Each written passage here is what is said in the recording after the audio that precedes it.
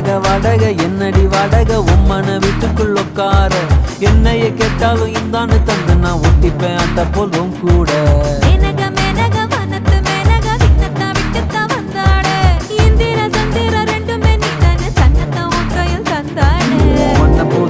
உன்னைய நீ நெஞ்சில் வச்சிருப்பேன் ரொம்ப பத்திரமா சின்ன சிரிப்புல என்ன வளைச்சிட்ட சித்தன வாசல் சிங்கிறமா